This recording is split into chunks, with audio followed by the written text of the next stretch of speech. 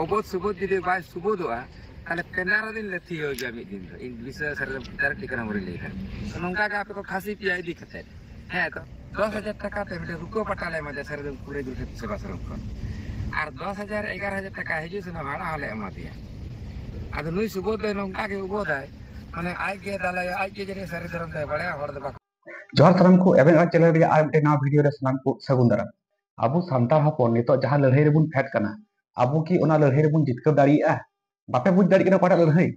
no जे धरम कलम code लगी बुन लड़ाई कना धरम कोड दरकार बुना जतो के बुन मेनदा दरकार बुना ओना लगी ते लड़ाई हो चला कान तबुना आदो नो लड़ाई जाय को सुतु दिए बुना जाय को दहार को उदु बुन कना जाय को अजुरे बुना उनको अजुरिया को जुदि ठीक बाको तहन खाय ताले खाय आबू नो लड़ाई चिका बुन जितकरवा विभिन्न संगठन जीवन लड़ाई को जोपड़ाव कना इन साथे अब साधारण जनगण को अब के संगठन से कय हरा कते मिना बुना जे नुकु माध्यम ते लड़ाई कते से नुकु बुन गड़ाव को खाय थाले खान के अबुआ जहां दीर्घदिन रे अपने दाबी धर्म कलम कोड बुन न्यामा मेनते खान हाले की जहां खबर को इतो रकाब हिजु कना ओना को नेल तो अडी दुख की बुझे कना जे नुका कते अब चिकाते लड़ाई रे बुन जितकरुआ खूब रिसेंट के बेटे खबर सामांग रे हेज कना बांगमा सारी धर्म अयुरिया को जाय को मिना कोता बुना जाय को लड़ाई ते जाय को अयुरते अब ठीक सारी धर्म रेन हर कोई धर्म कोड बुन नामा मेनते बुन लड़ाई करा तो उनको अयुरिया को मध्य रे हा नाना हुनर एटकेटोड़े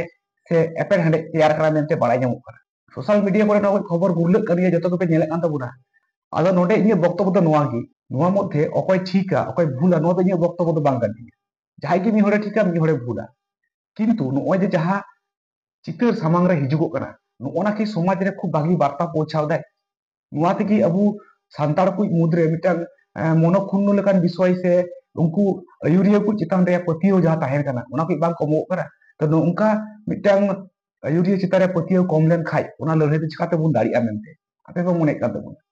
नोते एकाल के उचित दो बांग कना तो अयुरिया को लाहा की चिता भावना उचित कान तकुआ जे अबू जहां दबी अते से अबू जहां समाज रे जहां विषय इदि कते बुन लड़ाई कना अबू मध्य मतविरोध जाते बांग तैयारोग मा कमी करते गले भूल भ्रांति हुई गया तो आलादा विषय कना किंतु नोनका ओपन फोरम रे हेज कते जे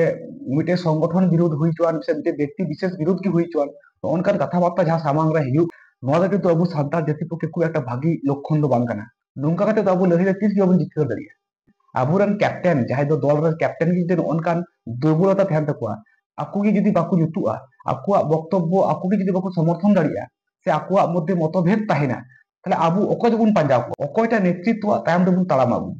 ओना किंतु लाख टाका रे प्रश्न करा धर्म बाखाते माबुन हटिए कान गी अकय जो सरी धर्म अकय जो सारना धर्म अकय जो बिदिन अकय जो आदिवासी आरो एमान को एमा रकम धर्म मेना तबुना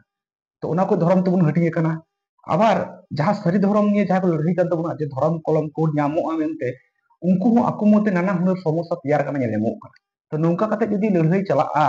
ताले खान चे कते अबु दो धर्म कोड दुबुन ᱧᱟᱢᱟ मेनते आपे बा उने कान नोआ के अडी बड़ी बर्ता समाज रे बांग चला काना नोआ कोई विषय अडी लगन ते जांगे दाराम कते अयुरिया को मुद्रे जहाना एपेर हंडे को तैयार कान ओना कोई चाबा बड़ा कते साला गोटा कते आपु जनो अको लड़ाई साउते अबुआ गो दाड़ी एम कते लहा से बुन लड़ाई चला दाड़ी मा एवं अबु जहां